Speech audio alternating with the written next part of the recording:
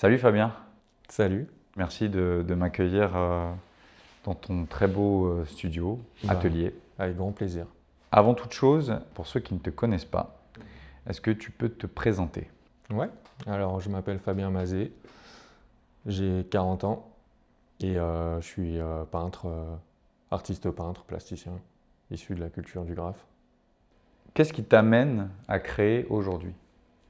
C'est un besoin, quoi. C'est un besoin quotidien. En fait, je pense que mon cerveau il est un peu programmé pour créer en fait depuis tout petit, quoi. Enfin, depuis que je suis adolescent. La recherche, je pense, qui m'anime, quoi. Le fait d'explorer en fait toujours des nouvelles possibilités, trouver des nouvelles solutions à des problématiques quelque part. Je dirais que c'est limite un peu thérapeutique aussi, quoi. C'est vraiment un truc dont j'ai besoin. Ça me permet de m'évader aussi, quoi, un peu du quotidien, de la réalité, et de m'enfermer dans ma petite bulle et de m'échapper, entre guillemets, quoi.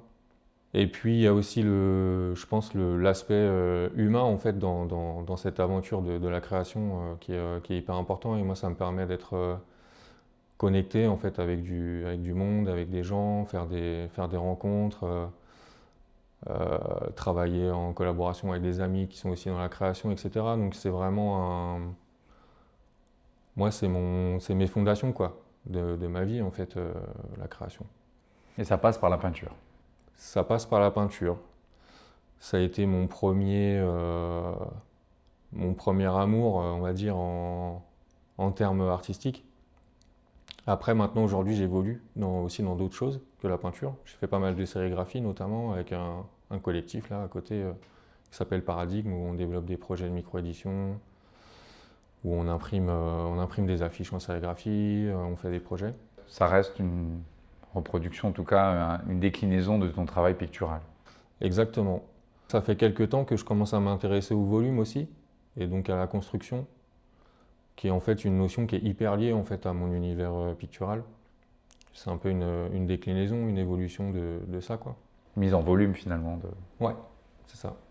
Ce qui t'amène à créer, c'est ce que tu disais, c'est-à-dire que tu es peut-être arrivé aussi à un certain niveau de ta recherche où tu as besoin d'aller peut-être dans une nouvelle dimension pour continuer ta recherche. Complètement. Ben, en fait, c'est ce que je disais aussi juste avant, c'est l'idée de recherche. En fait, pour moi, l'art dans ma vie, c'est un cheminement. En fait, c'est en constante évolution. En fait, j'arrive pas à me contenter d'une pratique ou d'un rendu. J'ai besoin de toujours explorer, de pousser le curseur un peu plus loin. Et c'est ce qui fait que là, je passe au volume parce que ça fait une dizaine d'années que je suis dans un truc très graphique, très maîtrisé, très plat. Et là, en fait, voilà, j'ai acquis aussi les techniques qui m'ont permis, on va dire, de matérialiser un concept que je réfléchis plutôt sur de l'infographie ou en fait quand j'arrive au bout d'une pratique, quand j'ai l'impression de maîtriser quelque chose, en fait, j'ai toujours besoin de me dire, ok, bon, ça c'est une case qui est cochée, et maintenant j'ai besoin d'aller en tout cas de faire évoluer ce truc-là à travers un autre outil ou un autre support, etc. Je me lasse assez vite aussi, donc du coup, j'arrive pas à réappliquer tout le temps la même recette. J'ai toujours besoin justement de chercher, pour faire évoluer ce que je fais en fait. J'ai pas envie de m'enfermer vraiment dans une image ou dans un style. Enfin, j'ai créé mon langage graphique, on va dire, et maintenant l'objectif c'est vraiment de jouer avec et que ça prenne d'autres dimensions et que ça me permette d'explorer des techniques, des outils que je maîtrise pas, et voilà, c'est ce qui me fait évoluer, et du coup c'est vraiment ce que je recherche, je pense, dans la création, c'est pas stagner en fait, toujours chercher, toujours apprendre, toujours essayer des choses. Se nourrir, quoi. Voilà. Est-ce que tu saurais décrire le moment où une œuvre naît? Il n'y a pas vraiment de recette. On va dire, ça commence par une idée je sais pas, de chromatique par exemple, où je me dis ouais, telle association de couleurs, en fait, ça marche bien, j'ai envie d'essayer, et du coup, bah, je vais essayer de trouver le prétexte en fait pour réaliser ce truc-là. Après, ça peut être aussi des fois, ça peut être un voyage, tu vois. Par exemple, ça peut nourrir. Alors moi, je travaille vachement en série du coup, donc du coup, j'ai certaines séries qui sont vraiment thématisées sur du vécu en fait. Par exemple, quand je suis allé en Guadeloupe la dernière fois, je sais pas, il y a une colorimétrie qui en est ressortie qui m'a inspiré. Quand je suis rentré, j'ai fait tout de suite une série qui s'appelle Tropique. Et en fait, je me suis inspiré de la couleur des lagons, des dégradés de bleu, de turquoise, etc. Tu dirais que c'est avant tout la couleur qui est un petit peu l'initiatrice de ton œuvre? Souvent, c'est des délires chromatiques. Là, par exemple, en ce moment, les toiles qui sont accrochées, là, que je suis en train de faire, c'est une petite série qui fait partie d'un travail global, en fait, et dans lequel je me suis imposé justement une colorimétrie. Et je me suis dit, en fait, avec cette colorimétrie-là, je vais varier les supports, je vais varier les techniques, et du coup, je vais créer une cohérence globale, mais il y a quand même de grosses différences entre chaque série à travers le matériau ou à travers l'outil. Et en fait, ce qui les relie toutes, c'est les couleurs, en fait. Donc c'est souvent ça. Après, il y a aussi une démarche que j'ai commencé à entreprendre, ça fait 1 an et demi, quelque chose comme ça. Quand je parlais de construction tout à l'heure, c'est aussi, j'essaie de développer cette manière aussi de travailler qui est complètement différente, de partir de matériaux et en fait de me dire, ok, avec ces matériaux que j'ai récoltés, qu'est-ce que je vais pouvoir en faire? Et donc après, la couleur, ça passe en second plan, quoi. C'est plutôt quelle matière je vais utiliser, comment je vais l'associer, comment je vais la fixer. Hmm. Donc finalement, ça dépend aussi presque du sujet. C'est-à-dire que tu pars sur un sujet et en fonction du sujet, bah, je dirais l'élément principal prend sens inévitablement, quoi. Qu'est-ce que tu cherches à travers ton geste? C'est vrai que moi, le côté gestuel, c'est pas forcément ce qui caractérise le plus mon travail. Je suis plutôt dans une longue réflexion, en fait, en amont du geste, justement. En fait, je prépare beaucoup, enfin la plupart du temps, ce que je peins, je le prépare à l'avance. Donc en fait, le geste, dans la concrétisation de l'œuvre, il est pas important, en fait. Pas plus que ça, en fait. C'est plus le cheminement pour y arriver qui est primordial. C'est la conclusion finalement, ton geste. Ouais, c'est un peu ça, ouais. C'est la conclusion d'une réflexion, travaillée en amont, la plupart du temps. Je laisse pas forcément beaucoup d'espace à l'improvisation, en fait, au final, j'improvise quand les moyens ne me permettent pas de préparer à l'avance, ce qui est un très bon exercice, et ce que j'essaie d'évoluer d'ailleurs avec plutôt cette vision-là. Mais en général, voilà, je prépare mes projets. On va dire, en gros, les gestes qui vont être les plus importants, presque, ça va être les phases d'esquisse, en fait. Ça va être les phases où je suis sur papier avec mon crayon. Et du coup, là, je suis en pleine réflexion et je suis dans la composition directement. Et donc, du coup, vu que ma recherche, c'est surtout une recherche de composition, bah, du coup, en fait, ce geste-là, qui n'est pas forcément maîtrisé comme je pourrais maîtriser le geste sur la toile, du coup, bah, c'est peut-être la première intention en fait qui est hyper importante.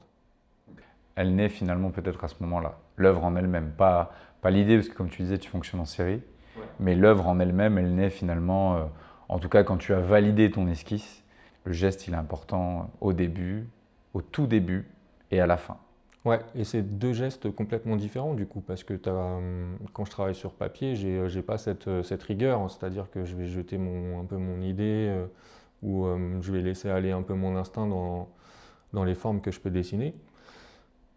Mais le dessin en soi, pour moi, il n'a pas de valeur, c'est juste l'idée, la compo qui est dessus qui est importante. Le geste final sur la toile, pour le coup, là, il a son importance parce que du coup, ça demande une certaine rigueur. Et voilà, c'est complètement différent de la phase d'esquisse, quoi. Comment sais-tu que l'œuvre est terminée? À quel moment tu le détermines? Je ne saurais pas trop répondre. Étonnamment, des fois, je prépare beaucoup quand même mes projets. Une fois que je les ai concrétisés à grande échelle, il peut manquer des choses. Je peux rajouter des détails, des choses que je n'avais pas forcément prévues à la base. Et du coup, à un moment donné, quand je pense que j'ai saturé l'idée et que je ne peux pas aller plus loin, pour moi, c'est terminé. Après, la question, elle se pose aussi pour ce que je fais en volume, du coup, parce que pour le coup, c'est une approche aussi différente. Parce que du coup, ce que je fais en volume, je le prépare beaucoup moins, vu que je suis contraint par les matériaux avec lesquels je travaille et que je travaille en 3D. Et ben, il y a des petites phases intermédiaires d'infographie ou de projection, on va dire, sur certains aspects. Mais du coup, je suis contraint par les matériaux et donc du coup, et par le fait que je ne maîtrise pas la 3D non plus en infographie, par exemple. Et quelque part, ça ne m'intéresse pas. Parce que du coup, le fait de travailler en volume, ça me permet aussi de me pousser un peu dans mes retranchements et ça me permet d'approcher la création aussi d'une autre manière que celle avec laquelle j'ai l'habitude de faire. Donc finalement, c'est quand tu es satisfait quoi, que l'œuvre est terminée. Ouais, c'est ça. Et c'est encore plus compliqué du coup pour moi, là où je voulais en venir avec la 3D, c'est que du coup, le fait de travailler en volume et que je n'ai pas forcément de projection du résultat, ben, c'est un peu plus difficile pour moi de me dire ok, donc je me contente de ça, là c'est terminé. C'est un peu plus abstrait du coup pour moi de dire à ce moment-là vraiment c'est bon, c'est terminé. Du coup, voilà, j'ai tendance à pousser un peu le curseur aussi des fois, et même limite quitte à revenir en arrière, à, à rajouter des formes puis à les enlever, ou des couleurs, et puis me dire qu'en fait il y en a trop. Mais finalement, ça te challenge et je pense que, en tout cas, moi, c'est ce que je comprends à travers ce que tu as dit au départ, c'est-à-dire que comme tu n'aimes pas, on va dire, tourner en rond, ce nouvel exercice, avec cette contrainte-là, t'oblige justement à ne pas être un petit peu blasé d'avance en se disant, bon voilà, j'ai un objectif, j'ai atteint mon objectif et finalement, je me surprends plus vraiment, quoi. C'est exactement ça, tu as tout compris. Je pense que c'est ce qui fait que je m'intéresse de plus en plus au volume, parce que j'ai pas cette preview en fait, et parce que je peux me surprendre moi-même en fait. C'est vraiment ce que je recherche maintenant que j'ai un langage graphique et que j'ai une méthode qui va avec en peinture, de pouvoir me surprendre à la fin. C'est vraiment devenu quelque chose d'important et je pense que c'est pour ça que je prends aussi cette voie. Même si je continue j'adore peindre des tableaux et j'adore toujours autant cette rigueur et de présenter des choses qui sont ultra léchées. C'est une autre approche en volume et du coup j'essaie de l'appliquer aussi dans mes peintures. Du coup aujourd'hui j'essaie de laisser un petit peu plus de place à l'accident ou à des choses un peu moins maîtrisées. En fait cette maîtrise au final c'est quelque chose dont j'ai envie de me délester quoi. J'ai envie de me laisser aller un petit peu plus aussi justement dans des improvisations et de laisser un peu plus part à l'accident.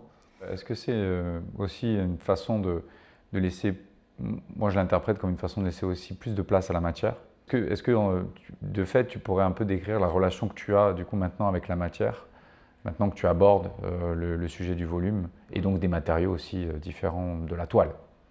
Bah, au-delà de ça, j'y reviendrai après, mais je pense que c'est aussi une manière de me faire confiance en fait. Tu vois, d'improviser et de me dire ok, bon, je peux me planter, tu vois, mais c'est pas grave. Alors qu'avant, j'ai toujours été dans une recherche de quelque part un peu de performance, de me dire que tout ce que je fais, tout ce que je touche, il faut que ça soit nickel, faut que ça soit parfait, quoi. Et j'essaie de plus en plus de réfléchir autrement et justement de me dire, ok, maintenant j'ai un langage graphique, j'ai une colorimétrie, j'ai des affinités avec certaines couleurs, etc.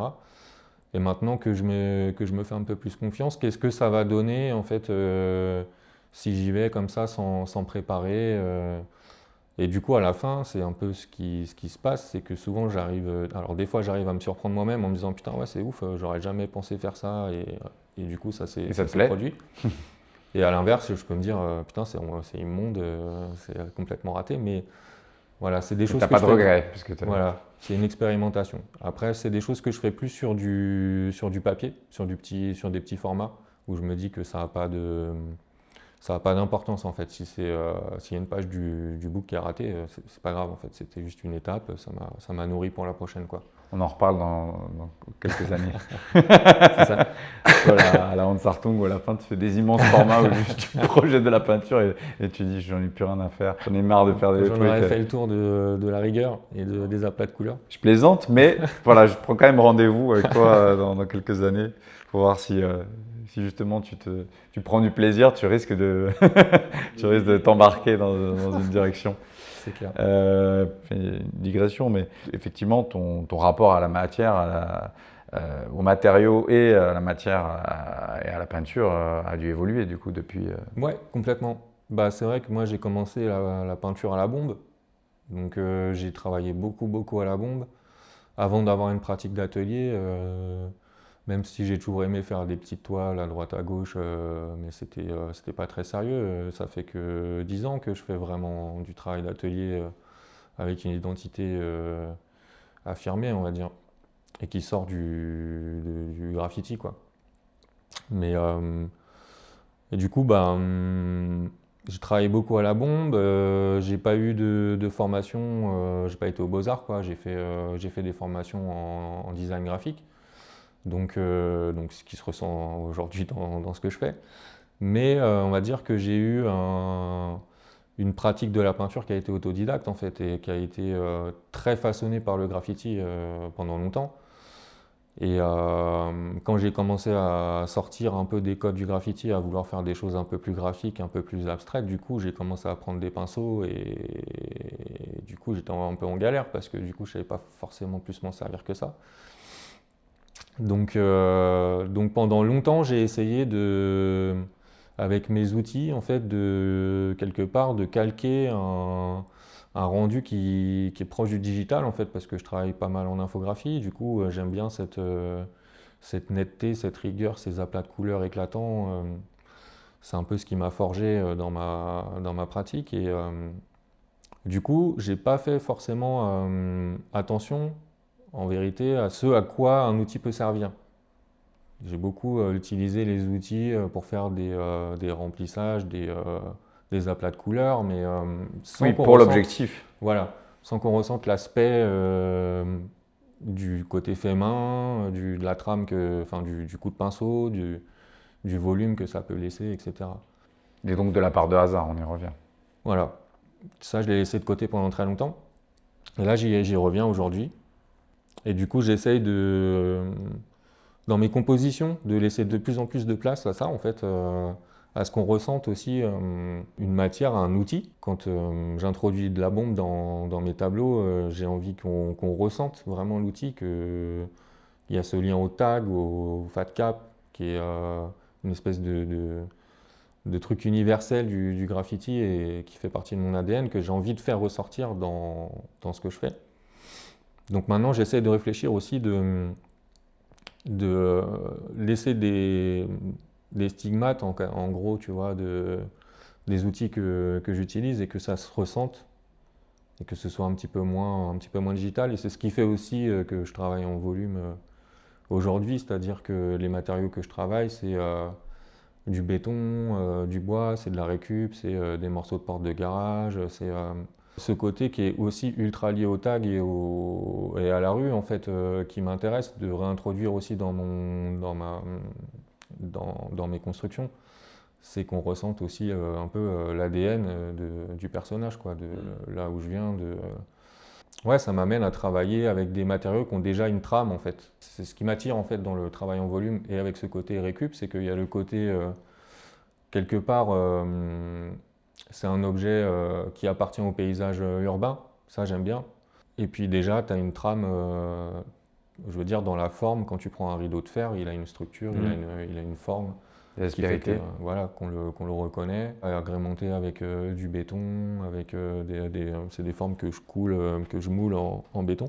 C'est aussi ce rapport à la rue, au mur et tout ça. Donc j'essaye là je suis dans une espèce de phase de transition un peu où j'essaie de réintroduire vachement d'outils, de trames, de matériaux qui font partie aussi de mon histoire, mais qui ont été un peu oubliés aussi avec le temps.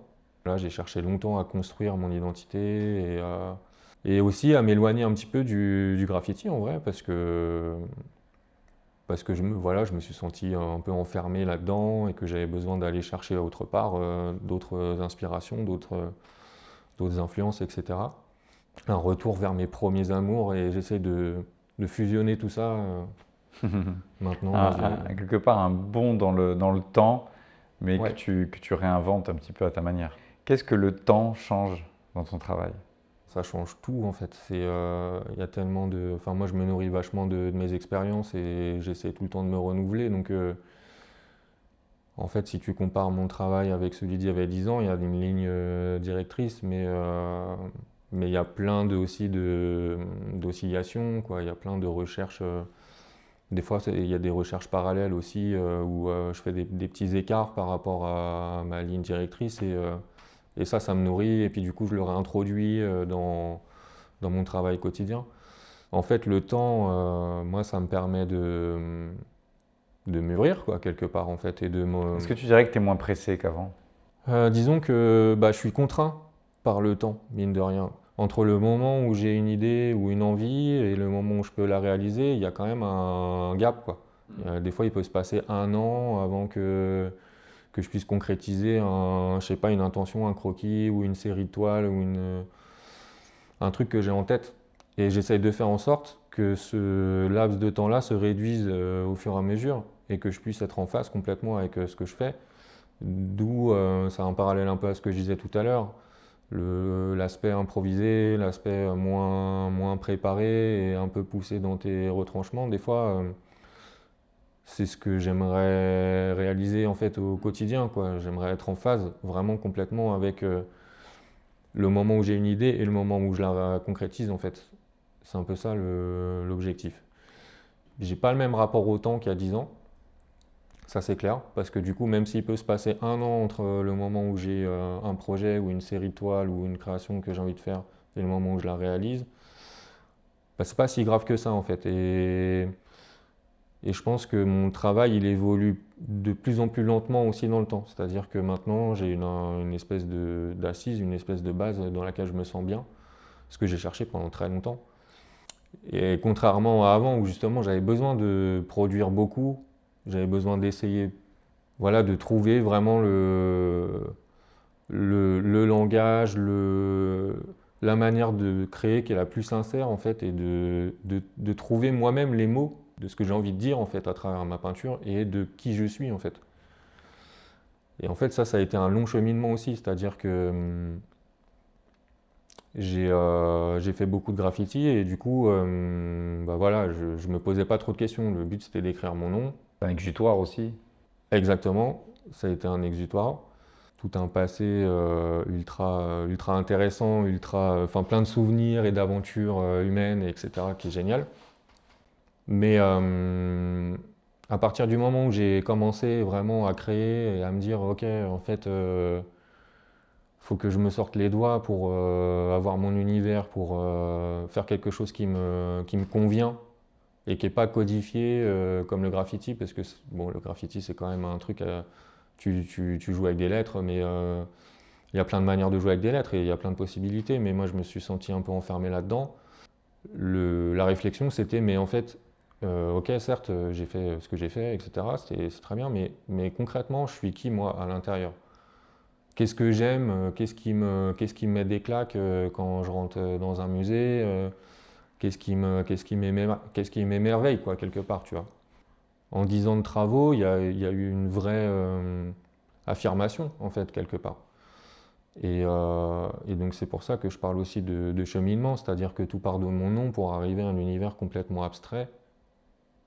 Mais du coup, il y a eu 10 années de réflexion, il y a eu des étapes, et voilà, il y a eu tout un cheminement. Je pense qu'il y a 10 ans, déjà, j'avais peut-être un peu plus d'énergie parce que là, je fais que 10 ans après, on vieillit. Peut-être que j'étais plus productif. En tout cas, j'étais plus pressé, ouais. J'étais pressé de trouver quelque chose qui me ressemble, quelque chose qui est à mon image.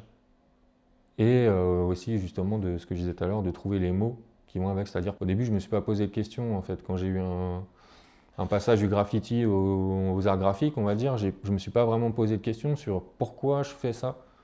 Qu'est-ce que ça veut dire pour moi? Qu'est-ce que ça peut vouloir dire pour les autres?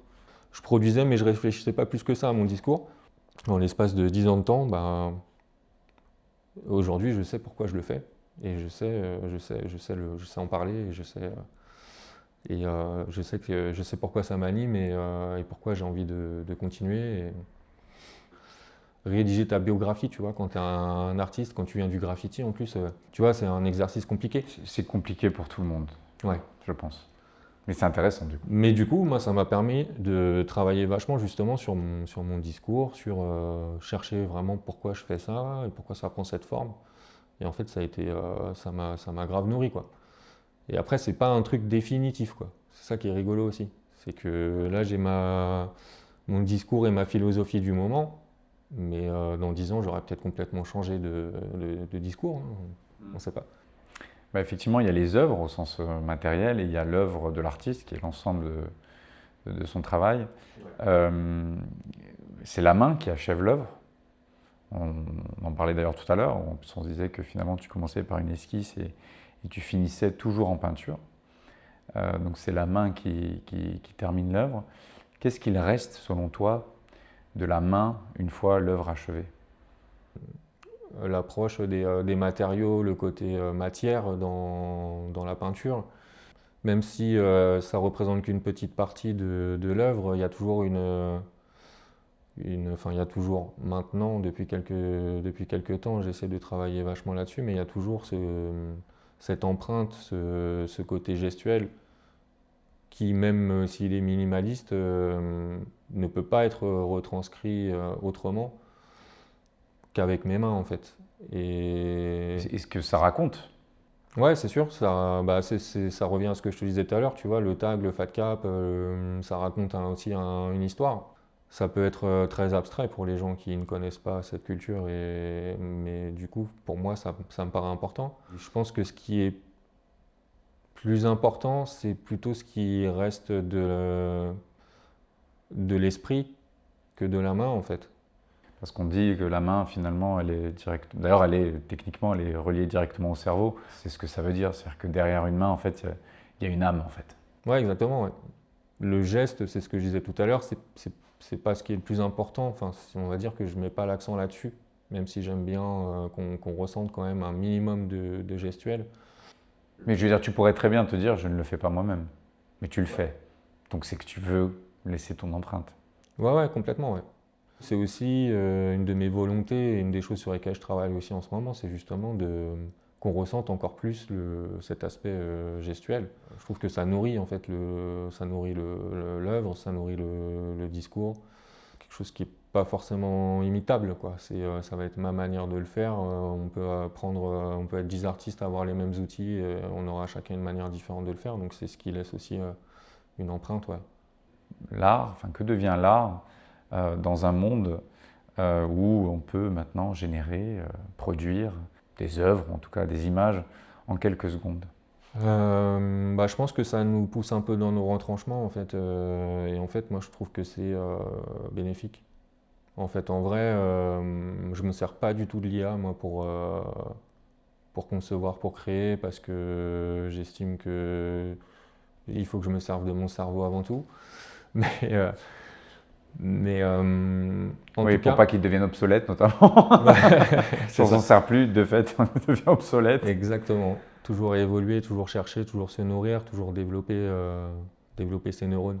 C'est important. Et, euh, et non, en fait, moi, je pense que ça a une influence positive sur ce que je fais. Ça me fait vraiment pas peur et je me dis que, au contraire, ça me booste à aller à l'encontre de tout ça. Et voilà, ça m'oblige à, ce que je disais juste avant, ça m'oblige quelque part, non, c'est un choix, mais Non, ça mais me ça se dit, ça motive. m'oblige, hein, c'est pas négatif, hein, ça m'oblige. Ouais, ça me motive en tout cas à faire en sorte que mes œuvres, elles soient de plus en plus liées à la matière, au geste. Et c'est pour ça aussi que je travaille en volume. Je pense que c'est une des choses qui m'a motivé aussi à construire. C'est pas un robot qui pourra le faire à ma place. Donc c'est vraiment, pour moi, Et puis le contact, toi, du coup, tu es au contact, une fois plus, de la matière, du volume. On n'est pas vraiment au contact d'un écran, même si on peut le toucher. Ça reste un écran, quoi. Mais en tout cas, ouais, moi, vraiment, je prends le contre-pied et je trouve que justement, le fait de sortir d'un truc complètement digital, c'est important aujourd'hui. Penses-tu qu'on puisse encore parler d'aura dans l'art contemporain? De toute manière, moi, j'interpréterais ça comme un artiste mainstream, quoi. Quelque part, un artiste qui a de l'aura, forcément, ce qu'on catalogue comme mainstream aujourd'hui. Donc tu dirais que c'est un peu biaisé? L'aura dans l'art contemporain, c'est Ouais, un petit peu biaisé? moi je pense, ouais. Et moi, il n'y a pas forcément. En fait, j'apprécie beaucoup d'artistes qui sont très peu connus, en fait, au final. Alors, je parle de peinture contemporaine parce que du coup, les abstraits, les débuts des abstraits, ça reste de la peinture contemporaine. Mais pour moi, ça. Disons artiste vivant dans ce cas-là, Ouais, pour voilà, faire c'est simple. pas de l'art contemporain comme on l'entend aujourd'hui. Et au final, voilà, je me retrouve plus dans ce genre d'artistes, en fait, dans des artistes qui ont eu une aura, mais qui l'ont plus aujourd'hui parce qu'ils sont morts ou parce que. Enfin, souvent, c'est ça, hein. Si je pourrais en citer un, il y a Pierre Soulages. Je trouve qu'il y a une aura et je trouve que c'est une peinture qui est hyper sincère et hyper intelligente et hyper inspirante. Si je peux en citer un, c'est lui. Après, Est-ce que tu dirais que c'est une œuvre vivante? Et qu'est-ce que pour toi une œuvre vivante? Est-ce que tu pourrais donner ta définition? Qu'est-ce qui définit une œuvre vivante pour toi? bah là, pour le coup, Soulage, ouais. C'est vraiment la définition du vivant parce que. Alors, je sais pas si tu avais vu, mais il y a eu ce qui est complètement fou, il y a eu des toiles qui ont commencé à couler alors que ça faisait 40 ans ou 50 ans qu'elles avaient été peintes et qu'elles n'avaient pas bougé. Tu vois? Ça pour moi, c'est au sens propre, le sens propre du vivant, quoi, tu vois. Je trouvais ça fou. Et après, oui, c'est des œuvres qui interagissent avec la lumière, avec la matière. Donc, selon la répercussion de la lumière, on a une lecture différente. Ouais, je pense que pour moi, c'est ça, une œuvre vivante. Est-ce que tu dirais que c'est aussi ça qui du coup, parce que ça rejoint, je trouve, ce que tu as dit au début, qui te pousse d'autant plus à créer aujourd'hui, c'est d'essayer de te rapprocher davantage du vivant dans cet exercice? Ouais, complètement. J'aime bien faire une sorte de parallèle aussi entre ce que je fais et comment je pense dans la vie de tous les jours, dans ma philosophie d'être humain, quoi. Et je fais souvent une comparaison entre une société. En fait, mes représentations, c'est des représentations de la société pour moi, quelque part. C'est des éléments qui peuvent être de toutes les couleurs, qui peuvent être de forme arrondie, des lignes droites, des entre-deux, et tout ça se mélange au sein d'un grand ensemble. Et du coup, il y a une notion d'harmonie, de fluidité, d'équilibre, de contraste. Et tout ça, en fait, pour moi, c'est un peu une sorte de société idéale, en fait, quand tu regardes dans le fond, en fait, pas vraiment dans la représentation, mais dans la symbolique. Moi, j'essaie de proposer, voilà, une société un peu utopique, quoi, quelque part, dans laquelle tout le monde trouve sa place. Et du coup, bah, c'est ma manière en fait de représenter un sujet un peu de société, un sujet peut-être humaniste aussi, tu vois. Enfin, en tout cas, c'est ma manière de le représenter. Est-ce que ça explique une des raisons pour lesquelles tu rejoins Viandalisme et comment tu définirais ton rôle à travers la plateforme, à l'aide de la plateforme aujourd'hui?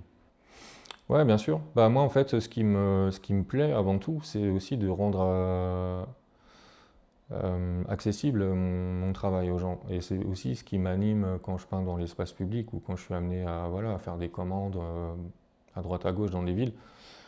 C'est ce côté aussi transcender la porte du musée, enfin rendre l'art accessible. Voilà, moi je considère que rien que ça déjà c'est un engagement. C'est aussi ce qui fait que à aucun moment tu verras un slogan politique ou un portrait ou quoi que ce soit dans mes peintures. Ni sur Viandalisme, je précise, jamais. C'est que je considère que voilà, je suis engagé humainement aussi auprès d'associations comme Emmaüs, le Secours Populaire, etc., comme beaucoup d'artistes. Mais voilà, l'aspect humain, il est hyper important. Et valoriser les artistes et leurs œuvres de leur vivant, ça me paraît important. Étant moi-même artiste, tu vois, je ne vais pas militer contre. C'est vrai qu'on dit souvent que Un bon artiste, c'est un artiste mort, quoi. Tu vois, la cote, elle prend une fois que l'histoire elle est finie, que... Oui, bon, ça c'est une phrase de collectionneur. Ouais, exactement, exactement. Mais ouais, du coup, l'aspect humain, bah, on s'est déjà croisé sur des événements dans d'autres cadres et on se connaît, enfin, on sait d'où on vient, on sait pourquoi on le fait, et voilà, il y a une aventure humaine qui se crée. Moi, mon rôle, bah, si je peux aider à développer cette mentalité, cette idée, j'y vais à fond. En plus, je me retrouve sur une plateforme avec plein d'autres artistes que je connais, avec qui je m'entends très bien. Et donc, voilà, je me sens compris quelque part, je me sens écouté et je me sens à l'aise. Et franchement, c'est pas le cas tous les jours. Et en plus de ça, avec un concept qui est fort et qui correspond vraiment aussi à une réalité actuelle. Le fait de rendre l'art accessible, c'est vrai que moi, la chose qui m'a, quelque part, le déclic que j'ai eu, moi, c'est quand tu m'as parlé du projet. Et je me suis dit, putain, mais moi aussi, ça me donne accès à des œuvres auxquelles j'ai pas accès, en fait. Parce que moi, voilà, je vends des toiles, mais je peux financièrement pas forcément m'en acheter. Tu vois. Ça m'arrive une fois de temps en temps d'acheter une œuvre Un originale. soulage, c'est encore plus. Voilà. En tout cas, pas pour mais moi-même. Ah ouais. Non, ça va être compliqué. Ouais. Alors, je te Mais, promets rien pour l'instant, c'est pas prévu, mais c'est l'idée dans l'absolu, quoi. C'est de dire ça. C'est pas tellement la valeur de l'œuvre qui compte, au contraire, la valeur n'est pas d'évaluer, c'est le moyen d'y accéder, en fait. C'est exactement ça. Et en fait, du coup, le fait de répondre à quelque chose enfin, quelque chose qui n'existe pas encore, déjà, que je trouve très novateur, et du coup, de répondre à cette question d'accessibilité, dans laquelle je me retrouve, moi, pas forcément en tant qu'artiste, mais aussi en tant que Fabien Mazet de tous les jours, en me disant, bah, ok, il y a plein d'artistes, j'adore ce qu'ils font, j'aimerais trop avoir des pièces à eux et tout. Bon, il y en a, c'est inaccessible, genre Pierre Soulages, mais, Pour l'instant. mais, voilà, il y a plein d'artistes dont j'aimerais acheter des œuvres et tout de suite sortir 4 5 000 euros, 6 000, 7 000, 8 000, je sais pas, d'un coup. C'est pas possible. Alors que là, le fait de l'acheter un peu comme sur crédit, quoi, le fait, ça, bah, du coup, moi, ça, je peux me le permettre par contre. De me dire, ok, je peux dépenser 100, 150 euros par mois pendant 2-3 ans. Ça rend le truc accessible. Et potentiellement, je pourrais être mon propre client, quelque part, entre guillemets, tu vois. Oui, mais c'est ça. À la fin, j'ai presque envie de dire, il n'y a pas de limite. L'objectif, c'est de permettre, en fait, c'est de le permettre, tout simplement. Est-ce que pour conclure, est-ce que tu aurais une phrase? Ça peut être une citation, ou ça peut être un mantra, quelque chose que tu aimerais laisser de cette rencontre. Il y a des punchlines des fois de rappeurs que je retiens. Il y en a une que je sais pas, que j'ai retenue à un moment donné et qui est toujours actuelle pour moi, c'est je crois que c'était à Secret Connection, à un moment donné, il y a un des gars qui dit on perd notre vie à la gagner. J'ai trouvé que c'était très intelligent et que du coup ça pouvait avoir une forte influence sur notre manière de vivre au quotidien, de travailler, pourquoi, pour qui. C'est une phrase qui reste en moi en fait et qui me pousse à bah justement à pas perdre ma vie à la gagner en fait. Eh bien, merci Fabien. On va peindre. Allez, Allez, c'est parti. peignons.